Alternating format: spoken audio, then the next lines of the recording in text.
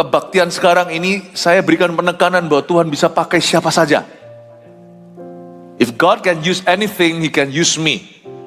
Minta sama Roh Kudus agar Roh Kudus memakaimu. Itu visi hidup setiap kita. Kita harus punya kerinduan yang sama. Lord, use me mightily. Pakailah diri saya. Kalau nggak gitu hidup akan sia-sia. Kita akan belajar tentang Samgar dan Deborah. Kita buka bersama-sama. Hakim-Hakim pasal yang ketiga ayat 31. Anehnya Samgar ini hanya satu ayat saja dari semua hakim-hakim. Ini hakim yang paling pendek ceritanya. Tapi Deborah nanti kita akan bahas 7 ayat. Kebaktian berikutnya mulai ayat 8. Samgar dan Deborah, Tuhan bisa pakai siapa saja. Ayat 31. Sesudah dia, bangkitlah Samgar bin Anat. Ia menewaskan orang Filistin dengan tongkat penghalau lembu. 600 orang banyaknya, demikianlah ia juga menyelamatkan orang Israel. Udah, itu aja ceritanya. Kok bisa ada ceritanya pendek gitu, tapi Tuhan masukkan ya. Ini kayak khotbah gak selesai gitu loh. Sebagai sejarawan, sejarah yang untuk membuat histori, harusnya tolong dijabarkan. Tapi enggak tuh. Alkitab itu nggak ada keisengan di dalamnya. Satu ayat ya berarti satu ayat. Bukan berarti Samgar itu minoritas. Samgar ini nilainya tak terhingga bagi bangsa Israel. Dia satu-satunya hakim dalam kurun waktu berapa puluh tahun itu. Ini orang luar biasa. Tapi kenapa ceritanya pendek? Untuk mengingatkan kita, tidak semua orang yang dipakai Tuhan itu akan dinyanyikan rame-rame oleh masyarakat. Bersyukurlah jikalau kita hanya disinggung satu ayat. Gak perlulah penghormatan berlebihan. Kalau saya jadi penulis Alkitab, mungkin saya hapuskan sekalian, tanggung sekali. No, I think dia perlu disebut meskipun hanya satu ayatnya. Untuk mengingatkan kepada kita ini yang suka glory, yang suka pengakuan bahwa kita itu tidak tahu nggak, kalau kita berbuat baik orang lain nggak perlu tahu. Nggak perlulah seseorang berterima kasih. Aku pelayanan sekian puluh tahun ini, apa hasilnya? Mana apresiasi? Mana penghargaannya? Kayak anak sulung saja yang selama ini kerja sama papa, anak bungsu pulang dipotongkan lembu wagyu, dia mengeluh. Aku kok gak pernah sama sekali dirayakan. Kalau saya jadi penulis Alkitab, tak hapus kalian. No, gak boleh. Bahkan Samgar ini hanya satu ayat aja ada maksud Tuhan. Untuk ingatkan kepada kita bahwa orang sehebat dia aja, satu ayat. Kalau yang banyak ayatnya seperti Simpson, bukan berarti dia lebih hebat. Ya. Gak apa-apa ya, gak usah lampunya main mata sama saya. I love you too. Gak apa-apa, namanya gedung masih baru, kita masih ada banyak sekali trial. Ya, bisa perhatikan saya, gak apa-apa, jadi saya kelihatan lebih, poin-poinnya lebih jelas. Puji Tuhan, kasih tepuk tangan untuk Tuhan. Mana lebih hebat? Samgar atau Simpson? Samgar.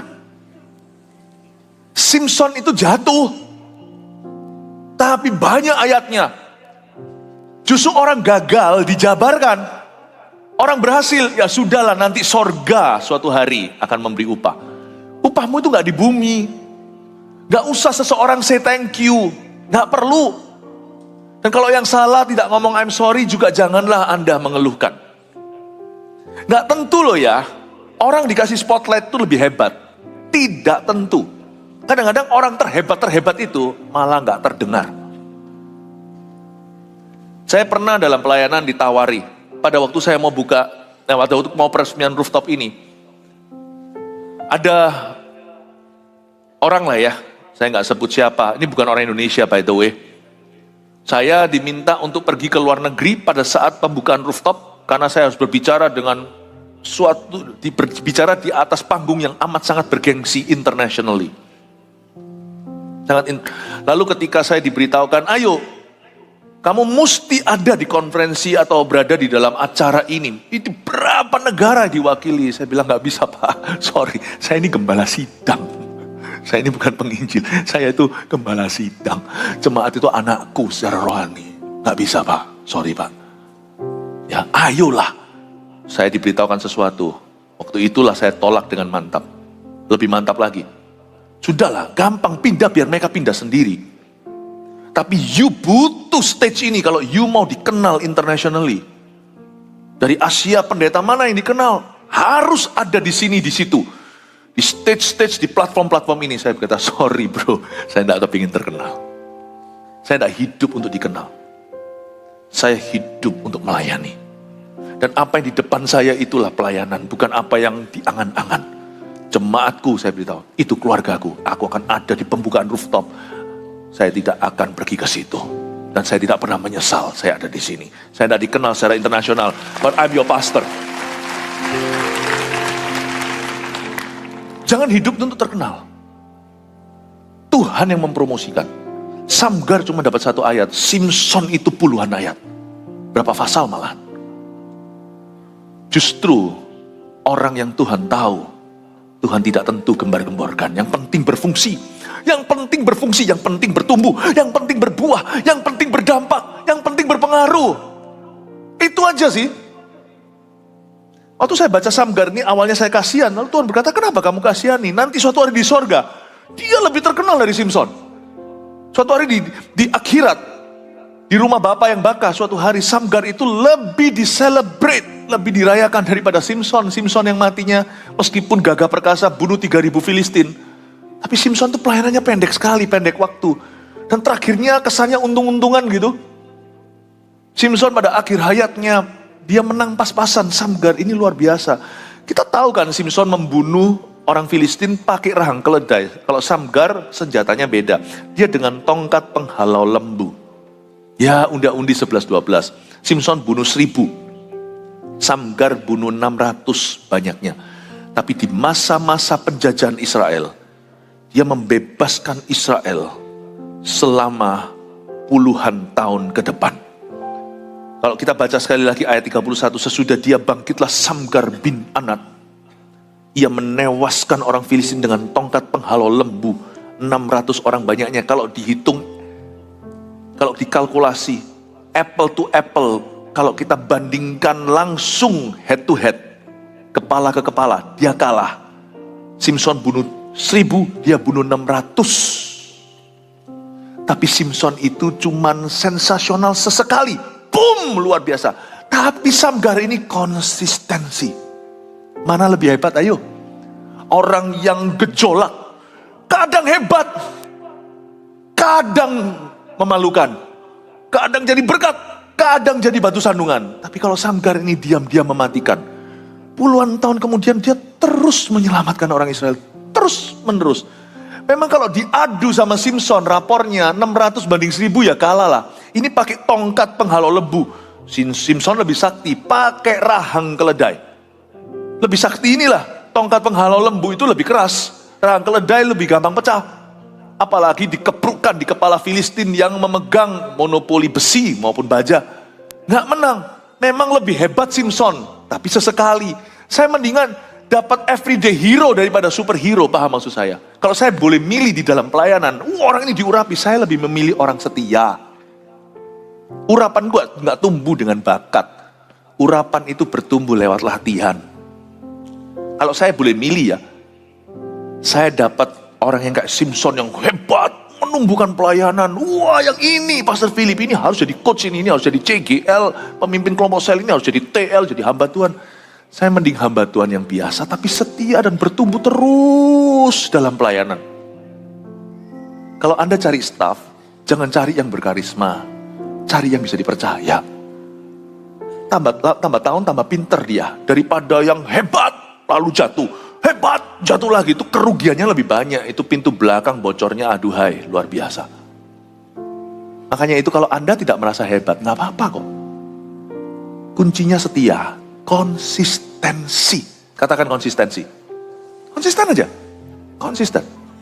Saya pernah sekali didatangi satu orang berkata, wah Pastor Philip ya, naik daun. Saya bilang, Naik daun apa? Saya bukan cacing.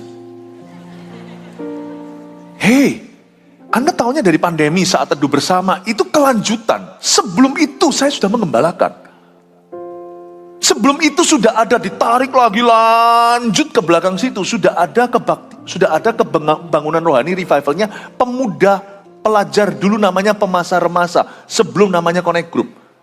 Beberapa di sini adalah jemaat saya saat itu. Anak Pemasa Remasa. Mungkin ada, tapi sekarang sudah jadi papa mama. Anak kita sudah unda-undi usianya segini. Siapa di sini dulu anggota Pemasa Remasa? Orang zaman dulu, angkat tangan coba. Nah.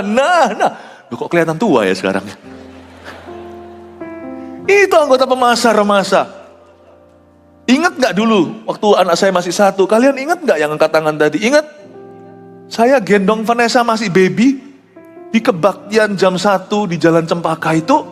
Saya gendong sambil nyanyi-nyanyi begini. Saya konsisten kok sampai sekarang. Gak ada naik daun apa. Bertumbuh itu pelan-pelan. 31 tahun saya dalam pelayanan. 31 years, itu Pemasa malah bukan yang paling tua. Tarik lagi itu zaman Ungaran. Pastor Yohanes sekarang lagi khotbah di Surabaya Timur atau Selatan. Pastor Yo, Pastor Moro, zamannya Pak Samuel Handoko itu dari tahun 95, Pemasa Remasa itu tahun 2000. Sebelum itu ada Vancouver, Kanada tahun 92. Saya beritahu, urapanku nggak tiba-tiba mujur.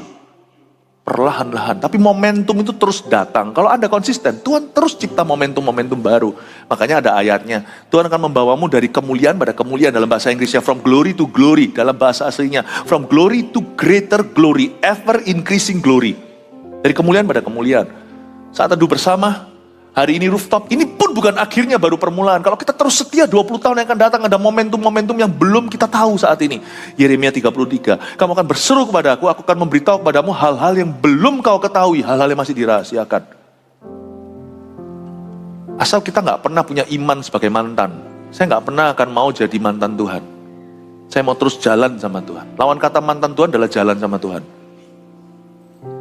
Waktu saya diberitahu naik daun, ya gini-gini, oh sekarang gini-gini. Enggak. No, it's all God. Itu semua Tuhan. Amin Bapak Ibu Saudara. Kalau Anda merasa tidak hebat, Anda nggak sendirian, saya juga. Saya juga nggak merasa hebat. Wah Pastor Philip ngomong gitu gimana? Enggak. Saya tahu cikal bakal saya masih ingat kulit saya. Enggak. Saya tumbuh pelan-pelan. Saya ajak Anda tumbuh bersama saya perlahan-lahan. Let's grow. Saya nggak hebat loh, saya nggak fasilida. Bisa nggak? Boleh nggak? Saya itu bisa nggak apa mampu saya jadi CGL, sedangkan sekarang pemimpin CG saya, pemimpin kelompok saya minta saya untuk jadi CGL berikutnya waktu nanti sel grup kami membelah atau multiplikasi. Masa bisa Pastor Philip? Bisa. Bisa. Asal Anda mau belajar, asal Anda punya hati untuk diajar. Ken, bisa. Bahasa Singapura, Ken. Ya, bisa. Saya sebut nama nggak apa-apa karena ini adalah murid-murid rohani saya. Salah satu gembala regional kita yang membawai puluhan gereja ini adalah Pastor Samuel. Bukan Handoko, Pastor Samuel Muji. Sekarang sudah pindah ke Bali. Dahulu di Sidoarjo, baru bulan ini pindah. Pastor Samuel Muji itu bukan orang yang fasih. Dulu pegang pertama-tama di GMS Jember. Saya masih ingat, awal-awal perintisan kita itu pertama buka di Malang, tahun 2002. Lalu habis itu di Jember dan Jogja. Pastor Samuel Muji ke sana. Lalu habis itu menikah dengan rekan pelayanannya namanya Pastor Lani. Pastor Samuel Muji waktu berkhotbah dulu, bertati-tati, terkesan seperti gagap. Ini untung orangnya nggak di sini. Semoga lagi nggak streaming nih. Berapa banyak orang di samping kanan kiri saya berkata nggak salah pilih. Untung bukan, kalau istri saya selalu sepakat dengan saya, bisa melihat apa yang saya lihat. Kadang-kadang dia lihat dulu baru saya melihatnya. Saya bilang, tidak. Ada juga mungkin kandidat orang yang fasih, bisa ini, wah kayak motivator gitu. Saya nggak cari motivator, saya cari orang-orang yang pesannya itu sungguhan. Bukan berarti motivator nggak sungguhan ya. Tapi bukan sesuatu yang sifatnya di-script. Tapi sesuatu yang keluar dari kehidupannya. Khotbah itu bukan motivasi. Khotbah itu pesan Tuhan. Saya bilang, saya lihat orang ini punya pesan Tuhan. Pulang dari kerja, waktu itu kerja di mana? Saya adakan pertemuan hari ini namanya CT, dulu namanya Poksar, namanya nggak enak dulu, kelompok besar. Tapi sekarang namanya CT, Connecting Time, CG kumpul berapa CG. Dia datang dengan hemnya yang masih dilipat-lipat begitu, karena langsung straight dari kantor. Saya tahu dia kerja di PT mana. Langsung pimpin pujian, berdoa. Saya bilang, orang ini memberi diri. Saya bilang, peduli amat kalau dia gagap. Pengumuman aja mungkin tertati-tati. Saya bilang, dia akan kukasih kesempatan untuk bertumbuh dan memimpin. Siapa sangka hari ini boleh dikatakan salah satu jikalau bukan wilayahnya yang terbesar sampai ke Australia di bawah beliau. Haleluya, kasih tepuk tangan Tuhan. Bali, Jatim, Nusa, Kupang termasuk di dalamnya, Sydney yang sudah menjadi 1000 jemaatnya GMS ROIC Sydney, sampai Melbourne, sampai mana semuanya ini gerejanya banyak puluhan di bawah seorang yang tak seorang pun dulu percaya kepadanya. Saya punya orang, bukan orang saya ya, izinkan pakai bahasa sehari-hari. Saya punya orang satu-satu itu tidak ada superhero. Orang-orang yang saya didik satu-satu itu just ordinary servant. Just ordinary disciple, everyday hero. Lihat satu-satu. Jadi hamba-hamba Tuhan yang dipakai Tuhan. Bapak Ibu Saudara, kalau di sini ada yang merasa hebat, malah justru saya minta bertobat. Tapi kalau Anda tidak merasa hebat, sama dengan kami. Ayo jangan minder, ayo melayani. Kalau dikasih kesempatan sama Roh Kudus untuk jadi ini, jadi itu, asal bukan karena haus posisi. Asal hati kita rindu dipakainya. Katakan, ya ku jawab, ya Tuhan, ku jawab, ya Tuhan. Ku jawab, ya, ya, ya. Nanti lihat Tuhan yang memberimu kemampuan. Amin Bapak Ibu. Oh luar biasa. Saya sendiri tidak memulai dengan bisa berkhotbah. Bahasa Indonesia saya juga nggak bagus, bukan karena Inggrisku terlalu bagus. Bahasa Indonesia saya itu nggak punya first language. Saya nggak punya bahasa apa ya first language. Saya nggak punya bahasa asli. Karena bahasa Indoku nggak bagus. Karena saya di sini cuma SD di Indonesia. SD pun nggak penuh. Mulai kelas 2, SMP 1, SMP 2 hari pertama saya langsung pindah Singapura. Bahasa Inggrisnya pun nggak bagus. Karena saya tidak dari kecil. Bahasa Chinese pun nggak bagus. Karena saya hanya di situ waktu kecil. Jadi susah. Jadi pertama kali saya berkhotbah, saya masih ingat itu di salah satu usaha dari salah satu restoran yang ternama di Surabaya. Yang sekarang CEO-nya adalah volunteer leader kita, namanya Andrew. Waktu itu ada persekutuan ibu-ibu tahun 1993, 30 tahun lalu. Di hadapan ibu-ibu jumlah 50, jangan anggap ibu rumah tangga itu lemah. Kalau mereka melirik Anda 50 jumlah bijinya, Anda pasti akan grogi. Saya anak muda tahun 93, baru umur saya itu 19, disuruh berkhotbah di depan ibu-ibu atau kesaksian. Itu mereka lihat dari atas ke bawah, mungkin beberapa mencari menantu. Ini boleh juga nih. Ngeri loh. Saya gemetaran. Salah ngomong itu dari depan ke belakang. Itu khotbah saya perdana, saya masih ingat kok. Saya bilang sama ibu-ibu sana, mari tante-tante, ibu-ibu, AI dan sebagainya. Mari kita sama-sama tundukkan mata kita dan tutup kepala kita. Tertawa. Masa kepala ditutup loh? Mata ditundukkan itu gimana? Mari kita masuk dalam dosa. Ketawa lagi masuk dalam doa. Itu saya diketawai gitu. Itu khotbah saya pertama. Hari ini saya bisa khotbah penuh bahasa Indonesia begini. Inggrisan cuma sekali-kali kalau saya menjelaskan sesuatu, saya tidak Inggris-Inggrisan. Dan kalau saya khotbah Inggris sungguhan seperti di English Service minggu lalu, yang di sini yang lebih fasih berbahasa Inggris bisa pergi ke hari Sabtu. English Service di sini nanti lihat sendiri pengumumannya. Saya kalau khotbah Inggris ya ngomong khotbah Inggris. Khotbah Indonesia, khotbah Indonesia. Belajar bro, belajar. Saya nggak fasih semuanya, tapi bahasa roh nggak perlu latihan, itu karunia. Jadi saya salah pun saya nggak tahu. Saya nggak punya bahasa ibu. Nggak ada, none of us born as a leader. None of us born a superhero. Di sini you grow, di sini Anda bertumbuh. Nggak ada satu orang pun lahir langsung pahlawan. Amin Bapak Ibu Saudara. Yang penting itu Samgar, bukan Simpson. Simpson itu dari kecil langsung kuat. Coba baca itu. Ini ya. Simpson itu kalau orang lain perlu minum jamu dulu ceritanya gitu, seperti komik apa itu, Obelix, Asterix. Yang ini dari sejak kecil langsung kecemplung di jamu. Yang namanya Simpson ini dari kecil sudah patahkan besi dari baby. Samgar enggak, dia besar-besar baru diurapi. Bapak ibu saudara kita semua lebih seperti Samgar. Diam-diam bertumbuh. Ayo tumbuh terus. Siapa saja bisa dipakai Tuhan. Dimulai dari kerinduan. Lord, if you can use anything, Lord, dalam sebuah lagu dalam bahasa Inggris, if you can use anything, Lord, you can use me. Kalau nggak ada kerinduan ya nggak akan dipakai Tuhan. Kalau ada kerinduan, Tuhan pasti memakaimu. Pakai bisnisku Tuhan. Pakai pernikahanku, pakai keluargaku, pakai anak-anakku. Pakai kami suami istri, tidak seperti Ananias dan Safira yang sama-sama mati karena berdosa dalam hadirat Allah. Pakai kami seperti Priscilla dan Aquila yang saling melengkapi. Bahkan bisa menuntun Apolos pada jalan Tuhan yang lebih sempurna. Use me, pakai bisnisku, ngomong begitu. Jangan hanya cari duit, cari uang, cari nafkah, tetapi Tuhan pakailah. Supaya di dalam dunia pekerjaan saya bisa bersaksi kepada orang dan hasil kami pun sebagian kami akan taburkan. Kalau Anda bisa punya hati seperti itu ya Tuhan pasti akan memakaimu. If you can use anything Lord, you can use me. Udahlah, gak usah cari di antara kita siapa yang sakti. Puji Tuhan untuk karisma. Kalau ada tiba-tiba di antara kita tuh yang berkarisma sendiri, monggo silakan. Asal manut nurut dari bawah. Saya gak peduli kalau orang mati kau bangkitkan, Anda masuk ke gereja Mawar Sharon di sini, di GMS ini, Anda tetap harus ikut MSJ. Tapi mati dibangkitkan, ya itu Tuhan. Anda ikut MSJ satu. Aku mau jadi CGA, tapi aku fasih berkhotbah. CG bukan soal khotbah sih, tetap harus ikut CGT training. Amin Bapak Ibu Saudara? Ya? Semua mulai dari bawah, gak apa-apa seperti Samgar, gak usah sakti di depan. Gak perlu.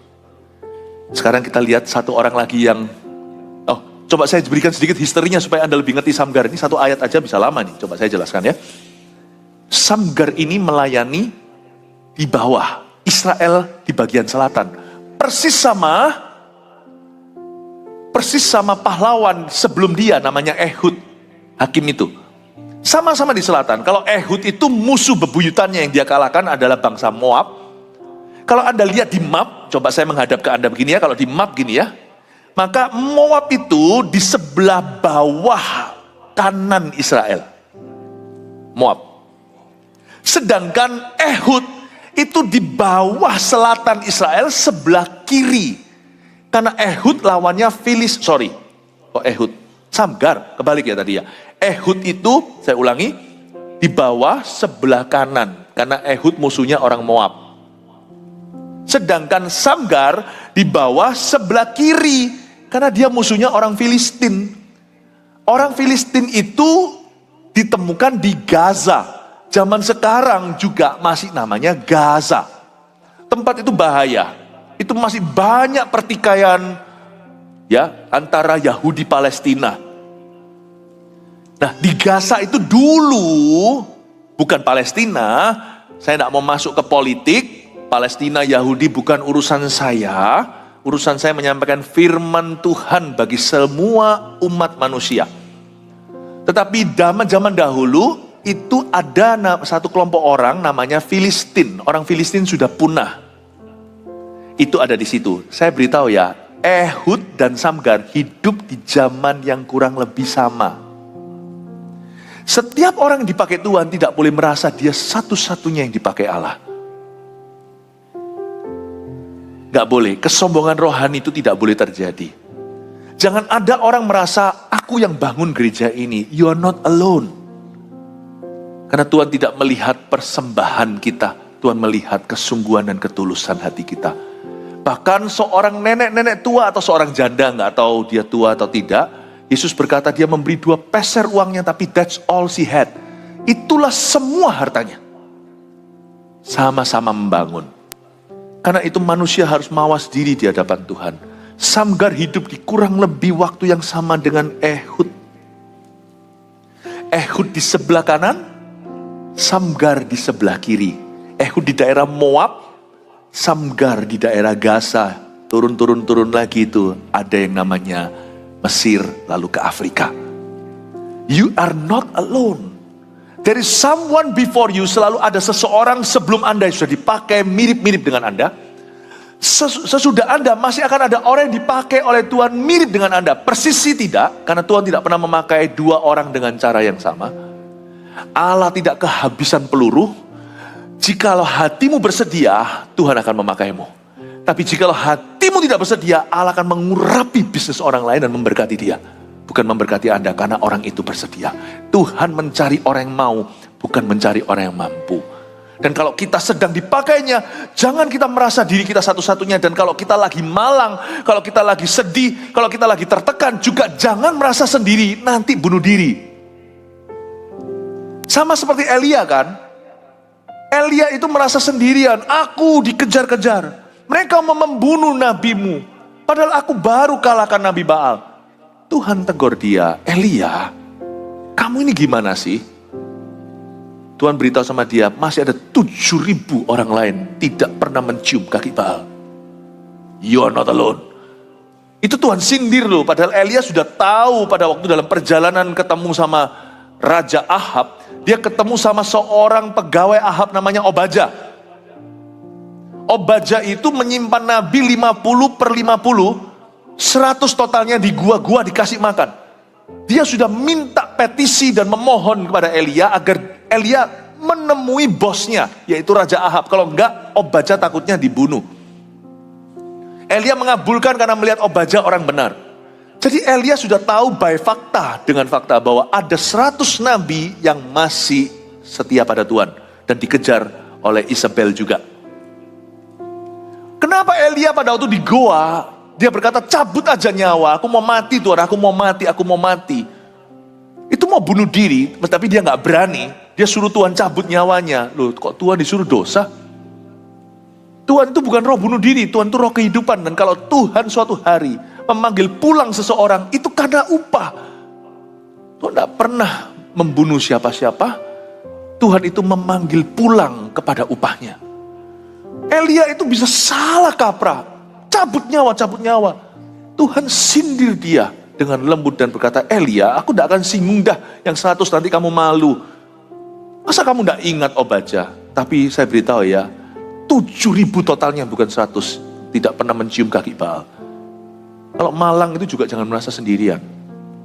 Ingatlah kalau kita lagi susah, orang lain yang lebih susah dari kita itu lebih banyak. Ingat ya, setiap kali kalau kita lagi sedih, jangan sampai depresi. Ingat bahwa masih ada orang yang lebih susah dan lebih sedih dari Anda yang butuh pelayanan Anda. Anda tidak akan pernah kehabisan pelayanan. Karena di atas orang senang ada orang lebih senang. Di bawah orang susah masih ada orang lebih susah. Tinggal Anda mau jadi pasien atau Anda mau jadi dokternya. Anda mau jadi bagian dari permasalahan atau bagian dari jawaban. Kalau saya, sesusah-susah saya tetap akan melayani. Karena saya tahu saya bukan orang yang paling susah di dunia. Pernah gak saya ngambek? Minggu tertentu, saya gak masuk kerja kalau memang sudah dijadwal khotbah sebagai gembala Anda. Kenapa? Pastor Philip lagi susah. Pernah Anda tanya, waktu saya khotbah gini, saya lagi susah apa? Gak relevan kan? Kalau saya menaruh diri saya sebagai bagian jawaban, saya menjawab Anda dalam nama Tuhan. Tuhan yang memberi saya kekuatan dan bolongnya di mana Tuhan yang tambalkan. I don't entertain my feeling. Sebelum saya naik ke atas mimbar, saya tidak tanya diriku sendiri di cermin itu dan berkata, how do you feel? Regardless how I feel, gimana pun perasaanku, nggak relevan. Hari ini saya memutuskan untuk tidak jadi pasien, tapi sebagai hamba Tuhan. Jangan ada yang tanya di sini, Pastor Philip ada masalah apa? Tidak ada, ini cuma ilustrasi. Anda juga jangan begitu. Melayani itu melayani. Melayani itu lebih sungguh. Memberkati itu memberkati. Berkatilah sungguh-sungguh. Belajar dari Samgar. Gak banyak bicara. Tongkat lembunya membunuh 600 orang. Dan bersamaan dengan Ehud yang membunuh seorang raja gendut. Ehud maupun Samgar melayani di waktu bersama. Mereka berdua gak pernah ketemu. Gak ada ceritanya Samgar dan Ehud ketemu ngafe di mana. Mereka semua lagi kerja. Udah gak usah bingung lah. Asosiasi ini dan itu kalau memang perlu lain cerita dalam dunia pekerjaan Anda. Gak usah terlalu bingung tentang asiknya rame-rame. Yang penting itu bekerja di ladang Tuhan. Penting berbuah. Nanti aja ibadah setelah ini saya jelaskan. Saya jelaskan bahwa penting sekali sebagai anak-anak Tuhan, kalau Tuhan suruh kita sesuatu, berani jalan sendirian. Nggak usah tunggu approval kanan kiri dulu. Ayo ikut aku. Ngapain begitu? Yang penting seperti Samgar, nggak usah banyak bicara, tongkat lembunya berbicara. Don't talk much, do much. Amin Bapak Ibu. Ada satu orang lagi yang 11-12. Bukan Ehud, kalau Ehud itu jagoan. Deborah. Udah Samgar, Deborah lagi. Bukan menghina. Tapi zaman itu Bapak Ibu, ibu rumah tangga itu gak ada power, gak ada kuasa. Mari kita lihat seorang ibu rumah tangga yang luar biasa. Ya, kita lihat setelah Ehud mati ayat 4. Pasal 4 ayat 1. Orang Israel melakukan pula apa yang jahat di mata Tuhan. Ini habis Ehud ya. Ingat sekarang tahu ya Ehud siapa? Ehud itu di bawah tadi. Di zaman-zamannya Samgar. Lalu Tuhan menyerahkan mereka ke dalam tangan Yabin Raja Kanaan yang memerintah di Hasor. Panglima tentaranya ialah Sisera yang diam di Haroset Hagoyim. Ayat 2 saya jelaskan, ceritanya terulang lagi bangsa Israel jatuh dalam dosa, dan mereka diserahkan ke dalam tangan raja yang beda kali ini. Kalau tadi pertama Aram Mesopotamia, yang menjajah mereka di zaman sebelum Otniel membebaskan. Sekarang lalu habis itu di zaman Ehud itu bangsa Moab, itu di peta Israel bawah sebelah kanan. Sekarang di zaman Samgar, mereka itu dibebaskan dari musuh lain lagi, yaitu orang-orang Filistin bawah kiri. Lalu kemudian Ehud mati, Tuhan serahkan mereka ke tangan yang lain lagi. Ini bangsa Israel kok jadi langganan raja-raja yang menjajah? Kok bisa ya? Digilir penjajahannya. Jangan sampai Anda jadi bulan-bulanannya setan. Jangan sampai. Saya membuat satu keputusan, kalau setan pernah datang ke rumah saya, setan yang sama gak berani datang lagi. Anda harus memberikan suatu nilai jerah pada roh-roh jahat di udara. Setan itu ada berkeliaran. Gak usah takut lah, sini ada setan, situ ada setan. Memangnya di mana-mana ada. Kalau Anda baca di kitab Ayub pasal pertama, Tuhan tanya sama iblis Lucifer, kau dari mana? Aku dari menjelajah bumi, dari rumah ke rumah. Tapi kalau setan yang sama datang 2 kali, something is wrong with your house. Lain cerita kalau setan yang coba-coba sekali-kali datang. Saya punya satu keputusan hati. Roh jahat yang aku hadapi hari ini adalah roh yang berbeda. Karena memang gak tahu di luar sana itu ada berapa roh jahat, ada miliaran kali.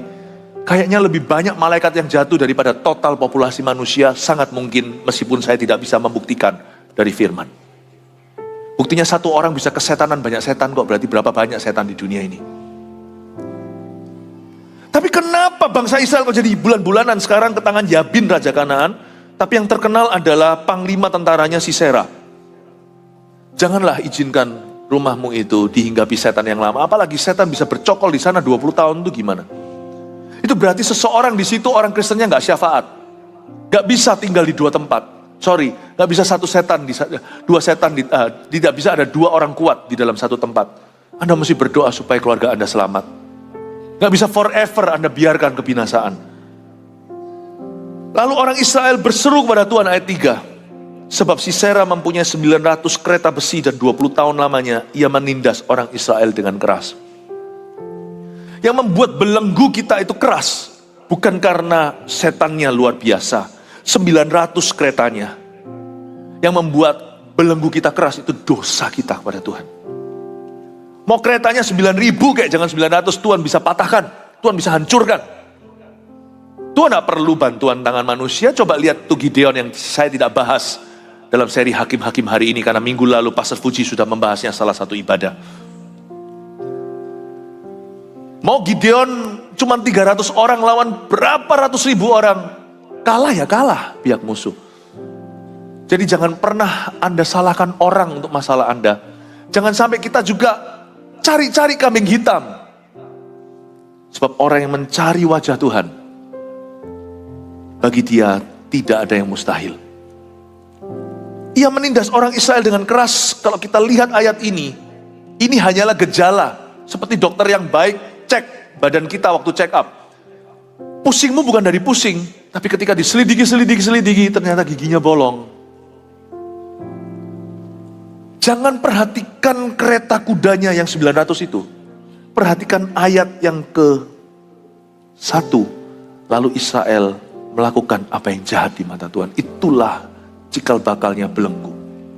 Kalau orang itu bertobat dan berbalik kepada Tuhan, selaput apapun akan jatuh dari matanya. Kalau dia berbalik berseru kepada Tuhan, apapun belenggu yang dia alami, pasti akan dipatahkan. Tidak ada yang mustahil bagi Tuhan. Yang percaya berikan tepuk tangan untuk Tuhan. Masuk Deborah sekarang saya jelaskan. Pada waktu itu Deborah seorang nabiah, istri Lapidot, memerintah sebagai hakim atas orang Israel. Ia biasa duduk di bawah pohon korma Deborah antara Rama dan Betel di pegunungan Efraim, dan orang Israel menghadap dia untuk berhakim kepadanya. Ayat 4 dan 5, coba saya jelaskan profil Deborah yang kita bisa ketahui dalam firman. Dia seorang nabiah. Oke, dia seorang nabiah. Tapi terakhir baru orang tahu dia nabiah setelah dia konsisten melakukan sesuatu. Deborah seorang nabiah, tapi status yang lebih lama adalah berikutnya, istri Lapidot. Zaman dulu, yang namanya wanita karir gak ada. Zaman dulu itu yang kasihan janda. Lebih kasihan dari yatim piatu. Karena yatim piatu masih punya masa depan, sekalipun dia dijual jadi budak, dia masih bisa bernafkah. Janda gak bisa kerja, gak ada orang mau mempekerjakan zaman itu. Dan kalau janda itu ditinggal mati, maka saudara dari mendiang suami harus menikahi dia yang single, terutama. Dan kalau itu sudah gak ada, maka dia sebatang kara. Dia hanya hidup dari belas kasihan orang. Jadi Deborah ini seorang ibu rumah tangga. Ibu rumah tangga zaman dulu tidak punya kuasa, tidak punya pamor, gak punya hak berbicara. Puji Tuhan hari ini emansipasi. Jadi profesinya tidak menguntungkan. Kenapa Deborah bisa dipakai Tuhan dan menjadi ternama? Kuncinya di sini. Dia memerintah sebagai hakim atas orang Israel itu kelanjutan. Ayat 5 itulah rahasianya. Mari kita baca lagi. Ia biasa duduk di bawah pohon korma Deborah. Berhenti di sana. Apapun yang Anda lakukan secara konsisten terus-menerus menjadi reputasimu. Sampai-sampai pohon korma ya pohon korma lah, tapi disebut pohon korma Deborah. Langsung saya tahu dia itu tinggalnya di mana, agak sedikit ke selatan. Karena pohon korma di Israel itu ditemukan di daerah Yeriko sana. Kalau Anda pergi ke Tiberias di atas, atau pergi ke, jadi Anda jangan bingung ya. Yesus itu di atas Nazaret, nanti Yesus matinya di selatan, yaitu di Yerusalem. Atas itu loh Galilea, tempat Yesus berjalan di atas air. Di bawah itu Golgota. Dan di bawah situ itu ada Yerusalem, di sana Bethlehem itu sebelahan. Hari ini ada tembok pemisah. Ya, Israel Palestina. Lalu di situ juga ada titik terendah seluruh bumi namanya Laut Mati. Yeriko itu tempat panas. Di atas selalu lebih dingin 3 derajat. Di bawah situ itu kering. Tidak turun hujan. Yeriko itu pohon korma. Nanti kalau pergi masuk ke toko souvenir ya, kalau di Israel yang zaman sekarang itu ada jualan korma, apa segalanya memang beda kormanya Timur Tengah. Kurma lah ya. Kurma ya. Ya, ada kacang-kacangnya yang terkenal di sana. Yeriko itu kering. Nah, ini di dekat pohon korma. Ya, pohon-pohon di Yeriko sana itu pohon palem gitu ya, pohon korma. Bapak Ibu Saudara kalau Anda baca ini, pohon korma ya pohon korma lah. Kok bisa disebut pohon korma Deborah itu? Saking nancepnya di pikiran orang. Deborah itu selalu menguatkan semangat. Deborah itu selalu bernubuat. Ini bukan seperti nabi yang jualan nubuatan. Atau nabi yang diundang kanan kiri, bukan loh ya. Mereka itu datang berhakim sama dia. Jadi dia bukan nabi undangan. Tapi dia punya reputasi bersih. Sekalipun dia ibu rumah tangga. Tapi orang-orang itu sangat menginginkan nasihatnya. Orang dapat nasihat dari dia itu mengalami kemuliaan Tuhan. Dia itu punya hikmat yang tidak dimiliki bahkan oleh 7 laki-laki. Berbahagialah si Lapidot itu. Saya nggak tahu Lapidot itu siapa. Ya, Lapidot ini suaminya, dia istri Lapidot. Apapun yang Anda lakukan secara konsisten akan mengangkat derajat. Ingat ya, zaman dulu ibu rumah tangga itu salah satu derajat paling rendah. Hari ini kita rayakan ibu rumah tangga. Kalau Anda ibu rumah tangga, Anda Anda memiliki profesi yang termahal sampai nggak bisa dibayar. Menurut saya ibu rumah tangga itu profesinya begitu mahal. Itu superhero tenan. Suami dilayani, anak-anak di take care, ditangani, dididik, dibesarkan, anaknya jadi dokter, jadi insinyur, jadi lawyer, jadi pendeta, jadi ini, jadi itu. Saking hebatnya lihat, nanti pada masa tuanya anak-anak yang hebat misalnya punya 5 anak, satu-satu merayakan. Mama kalau ulang tahun siapa? Berani nggak datang. Sampai cucunya semua pun hormat. Ibu rumah tangga itu sebenarnya mulia. Zaman dulu aja orang masih buta. Ibu rumah tangga itu adalah sebuah profesi yang lu nggak bisa bayar. Kita nggak bisa bayar. Ya, ibu rumah tangga, semoga hati Anda berbunga untuk saya berkata begini. Memang ada ibu rumah tangga nggak di sini? Angkat tangan. Nggak ada, percuma tadi saya bicara. Haleluya. Tapi lihat ya, zaman itu derajatnya beda, oke? Mereka itu di bawah sekali. Kok bisa seorang wanita cuman duduk di bawah pohon korma? Kok bisa derajatnya diangkat sampai panglima tentara barak nanti pun angkat topi dan salutasi? Saya nggak ngerti. How could she rise to power?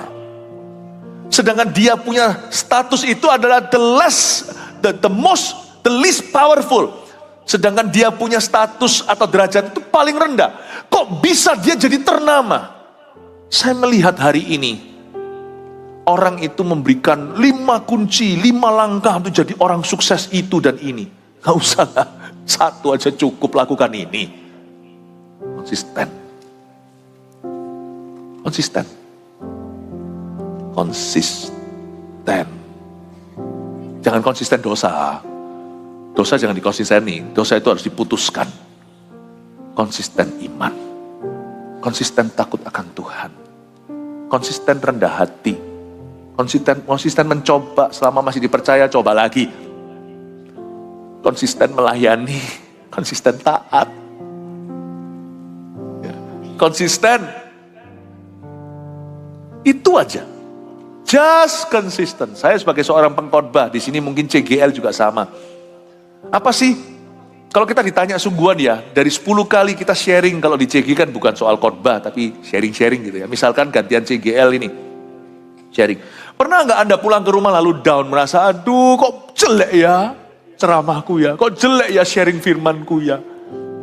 Anda pulang rasa kayak down gitu, rasa aduh Tuhan, deep down.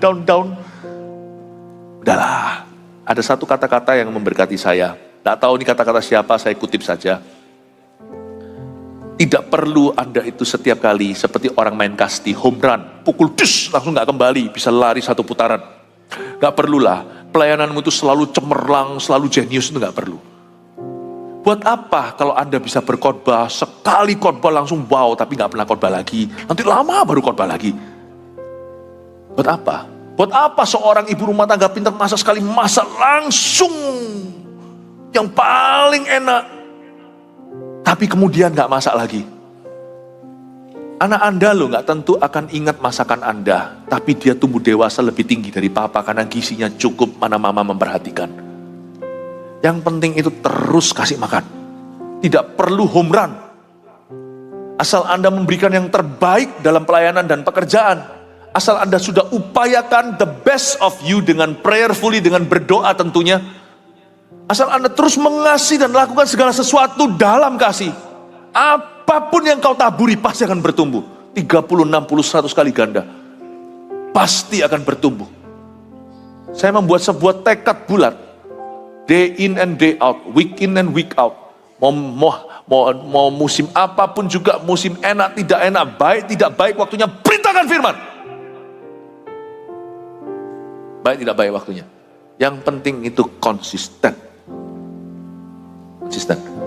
Bapak, Ibu, Saudara, kalau Anda lihat hamba-hamba Tuhan yang melayani di gereja ini, saya bersyukur untuk semua yang in-house speakers atau pembicara, bukan tamu tapi yang dari dalam gereja kita memang mempersiapkan dengan sangat baik. Minggu lalu Pastor Fuji, aduh saya sangat diberkati, bagus sekali.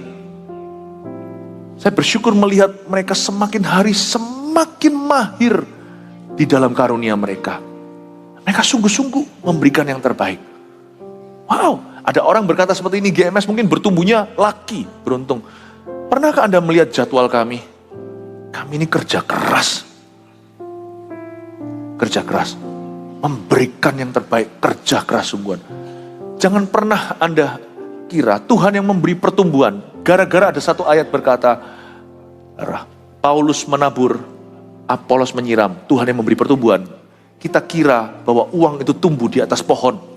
Atau jemaat itu tumbuh begitu aja karena laki, karena gereja itu beruntung. Tidak.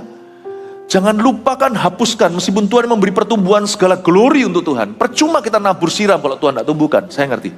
Tapi jangan lupa Tuhan tidak pernah hapuskan jeripayah kita.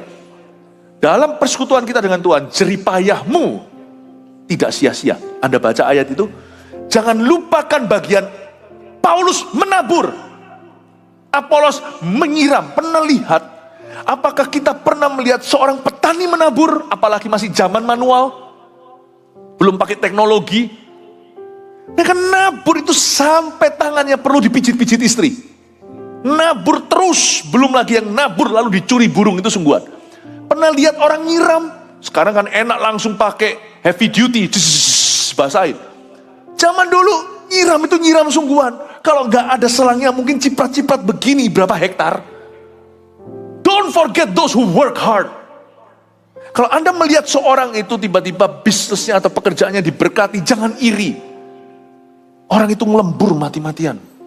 Orang itu kerja keras. This church grows. Gereja ini bertumbuh karena kasih karunia Allah. Tapi jangan lupakan full timer kita yang mati-matian banting tulang dan semua volunteer kita. Beberapa asyir kita itu kebaktian 1, 2, 3, 4, 5. Itu sudah orang-orang tua tetap hadir dan selalu ada di sana. Supaya jemaatnya aman. The church grows karena pengorbanan. Haleluya, amin Bapak Ibu Saudara. Itulah sebabnya Bapak Ibu di sini, ingatlah apapun yang engkau tabur secara konsisten, pasti akan bertumbuh. Anak-anak muda, kalau Anda masih sekolah, kuliah segalanya, jangan malas. Gak boleh malas. Sungguhan. Kalau Anda melihat kota-kota, bagaimana bisa bersaing di kota besar. Orang-orang dunia di luar itu mati-matian karena mereka gak percaya ada Tuhan.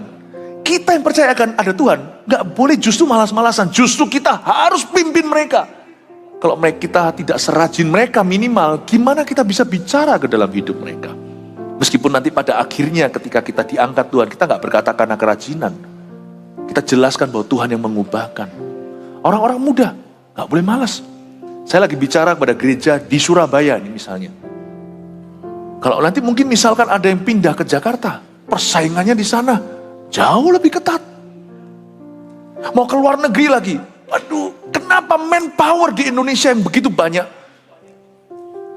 Kenapa kita harus kalah sama Vietnam, Kamboja? Kecuali ROS ini yang mendengarkan Rose of Sharon Church Kamboja. Sudah ada loh gereja kita di Kamboja, sudah ada loh di Vietnam, sudah ada loh di tempat-tempat itu. Kasih tepuk tangan untuk Tuhan. Puji Tuhan ya. Kenapa kita harus kalah? Orang-orang Indonesia tidak boleh kalah, anak-anak Tuhan. Amin. Ayo, kalau Anda mau lihat bisnis Anda bertumbuh, tunggui. Belum mulai bisnis, kadang-kadang kita sudah berkata, aku mau cari bisnis yang bisa aku tinggal-tinggal terus bisa menghasilkan. Passive income namanya, hapuskan dulu kalau mulai bisnis. Jangan mikir passive income. Ada passive income, no income. Tanya papa mama. Meskipun papa mama zaman jadul, I know. Tapi ada hal-hal tertentu yang gak bisa hilang di telan zaman. Gak ada bisnis dibuka lalu habis itu ditinggal, itu gak ada. Tungguin. Ditungguin. Tungguin bukan berarti tunggu begitu aja. Memang kalau kita hanya tungguin tapi kita tidak berbenah ya percuma, saya ngerti. Alah, janganlah cari jalan mudah. Yang mudah-mudi, siap-siap untuk berdarah-darah. Sebelum tanah masuk ke tanah bersusu madu, catat ini. Lewati dulu tanah berdarah-darah. Gereja pun tidak bertumbuh dengan begitu cuma-cuma. Gereja bertumbuh dengan hasil jerih payah orang-orang yang memperjuangkannya. Demikian pula bisnis Anda, hidup Anda, dan masa depan Anda. Grab your future. Tapi not without prayers. Yang pertama, usaha saya nomor satu setiap pagi adalah bukan mengusahakan sesuatu, tetapi menjerit di kaki Kristus. Lord! Lord. Firman seperti ini yang saya bahas sekarang, sekalipun saya tidak punya catatan. Saya tidak pakai catatan, Alkitab saya modelnya begini. Ini Alkitab saya. Nggak ada contekannya, catatan nggak ada. Ini oret-oretan saya, hasil saat teduh saya. Orang berkata, Pastor Philip kalau khotbah nggak ada persiapan. Siapa bilang? Persiapan saya bukan mempersiapkan khotbahnya. Bahannya kehidupan buat saya. Saya ngelontokin terus satu persatu, saya gali yang sudah saya gali lagi. Siapa bilang saya tidak persiapan kalau saya khotbah? Orang mempersiapkan catatan kalau khotbah, saya mempersiapkan hidup saya. 6 jam, 7 jam kadang-kadang anak-anak saya tahu saya berada di ruang studi saya. Mereka pulang sorenya masih kelihatan papanya di dalam sana. Berdoa, baca Alkitab. Sudah baca, doa lagi, baca Alkitab. Saya tidak mau memberikan khotbah asal bunyi doang. Saya mau khotbah, saya protein semua, supaya jemaat memperoleh sesuatu. Saya hargai setiap jammu di dalam gereja. Saya pastikan tidak sia-sia. Kalau Anda bisa gali sendiri sesuatu tanpa saya, kenapa Anda harus ada di sini?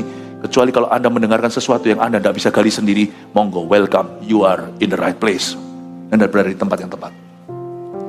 Jangan anggap pendeta tidak melakukan apa-apa. Pendeta juga ada macam-macam. Pengusaha juga ada macam-macam.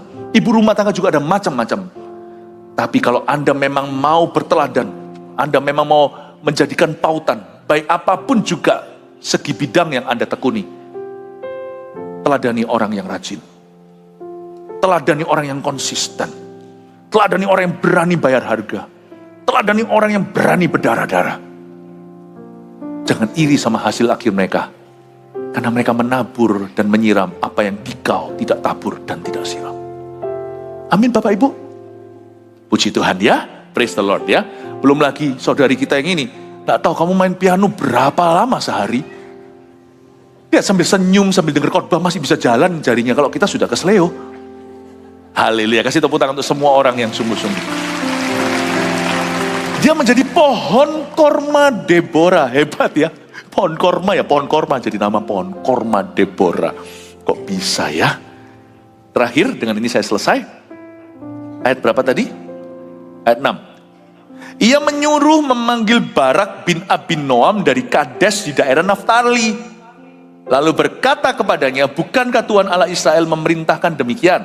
Majulah, bergeraklah menuju Gunung Tabor dengan membawa 10.000 orang Bani Naftali dan Bani Sebulon bersama-sama dengan engkau. Dan aku akan menggerakkan Sisera, panglima tentara Yabin, dengan kereta-keretanya dan pasukan-pasukannya menuju engkau ke sungai Kison. Dan aku akan menyerahkan dia ke dalam tanganmu. Lucu, bukan lucu, kagum saya sama Deborah. Kalau orang itu nggak pernah diperhatikan, sekali dapat perhatian, pasti dia cari perhatian. Deborah ini bukan seorang yang aji mumpung. Dia bayar harga, tapi Tuhan berkata, bukan kamu nanti yang kalahkan Sisera, tapi Barak. Barak ya, bukan Barack Obama.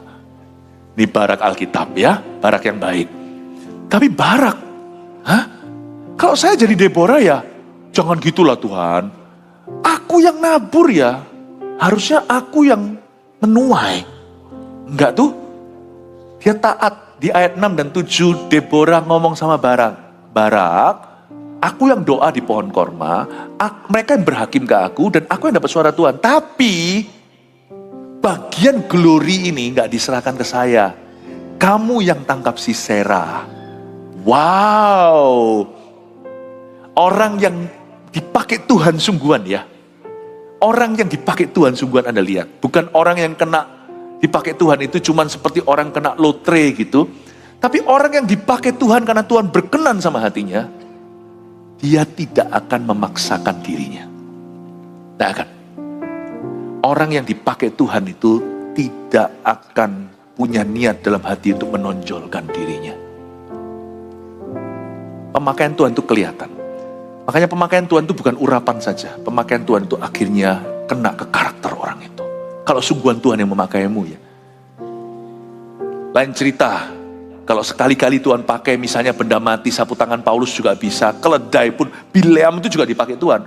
Tapi dia dipakainya nggak rela, dia dipakainya dipaksa sama Tuhan. Karena dia mau kutuki bangsa Israel, diputar balikan sama Roh Kudus di perjanjian lama.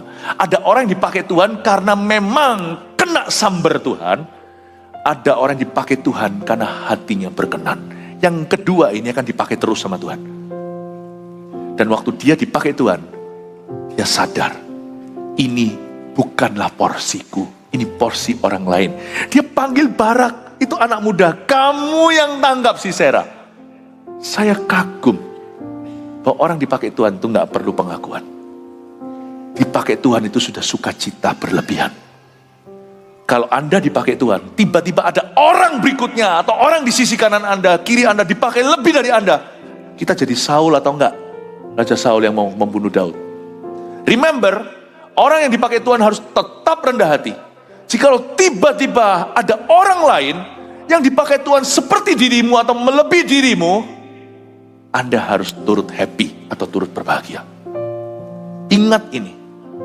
Karena orang yang sungguh-sungguh dipakainya, pasti hatinya hamba. Saya belajar dari Deborah, seorang ibu rumah tangga yang ujungnya Tuhan tidak muliakan. Dan sungguhan saya kasih bocoran, Deborah tidak membunuh Sisera. Tapi saya kasih bocoran lagi, nanti ibadah berikutnya aja saya jelaskan. Barak pun tidak membunuh Sisera.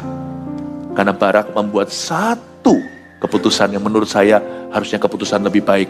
Tapi dengarkan kebaktian selanjutnya.